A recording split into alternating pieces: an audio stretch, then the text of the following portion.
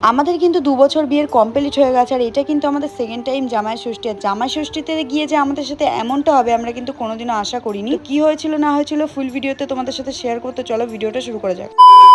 So hey guys, কেমন আছো তোমরা সবাই? আমরা অনেক ভালো আছি আর আমরা কিন্তু নিয়ে এসেছি আজকে ষষ্ঠীর মিনি ব্লগ। আর তোমরা হয়তো ভাবছো আমরা কেন রাস্তা দিয়ে শুরু করছি ব্লগটা। মেন কারণ হলো আমাদের অনেকটা লেট হয়ে গেছিলো তাই। আর এদিকে কিন্তু রাস্তায় বেরিয়ে পড়েই কিন্তু চোখের ধাঁধা শুরু হয়ে গেছে। এটা কার কার সাথে হয় কমেন্ট করে আমাকে জানিও। মনে হয় অনেক দূরে জল আছে কিন্তু আদেও কিন্তু কিছুই নেই, সামনে গেলে সবই অদৃশ্য হয়ে যায়। তারপরে গাইস আমরা রানাঘাট ক্রস করে দিয়েছি, যেহেতু আমার বাড়ি কৃষ্ণনগর, আমার বড়ের বাড়ি চাকদা, তাই কিন্তু আমাদেরকে অনেকটা হাতে টাইম নিয়ে বেরোতে হয়। আর এদিকে কিন্তু আমরা ফাইনালি চলে এসেছি কৃষ্ণনগর রেল গেটে। আর এখানে এসে কিন্তু ছোটবেলার একটা জিনিস দেখতে পেয়ে আমার বরকে বললাম এনে দিতে। এটার নাম হলো আমাদের এখানে বলে সুড়সুড়ি, তোমাদের ওখানে কি বলে সেটাও আমাকে কমেন্ট করে জানিও।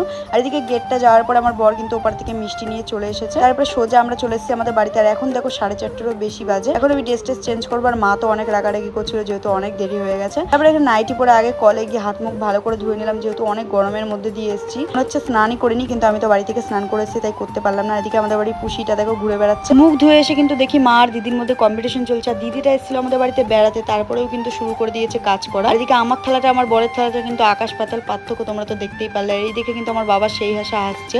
তারপরে কিন্তু বান্ধবীকে কল করে দিয়েছিলাম সন্ধ্যেবেলা, যেহেতু চা খেতে যাবো তাই। বান্ধবীকে ফোন করবো আর বান্ধবী আসবে না, এটা কিন্তু কোনোদিনই সম্ভব না। চলে এসেছিল বান্ধবী আমার বাড়ির সামনে। আর এমনভাবে রাস্তা দিয়ে কাউতলি মারতে মারতে আছি, লোকজন তো আমাদের রীতিমতন পাগলই ভেবেছে। আর এদিকে চাটা খেয়ে কিন্তু নেহাকে বাড়ি দিয়ে আসার সাথে সাথে মাসিদের সাথেও দেখা হয়ে গেছে। তাই কিন্তু ওরা বললো চল দিদার বাড়িতে ঘুরে আসবি, তাই দিদার বাড়িতে গিয়েছিলাম। আর দিদার বাড়িতে যেহেতু অনেক রান্নাবান্না করেছিল, না খাইয়ে ছাড়ছিল না বলে রাতের খাওয়াটা ওখানেই খেয়ে নিয়েছি। আর দিদা কিন্তু অনেক কিছু রান্না করেছে। আর এই দিদা বাড়িতে কিন্তু ছোটবেলায় আমি আসতাম, এখন আর আসা হয় না বিয়ের পরে। তারপর গাইজ পেট ভর্তি খাবার খেয়ে পেটের খাবার কিন্তু আবার মুখে চলে এসেছিল, এমন একটা জিনিস দেখে নিলাম। আর গাইজ এখন কিন্তু চলে এসেছি আমরা বাড়িতে। মিনি ব্লগটা এইটুকু ভালো লাগলে লাইক কমেন্ট শেয়ার করে সাবস্ক্রাইব করতে ভুলবে না। টাটা।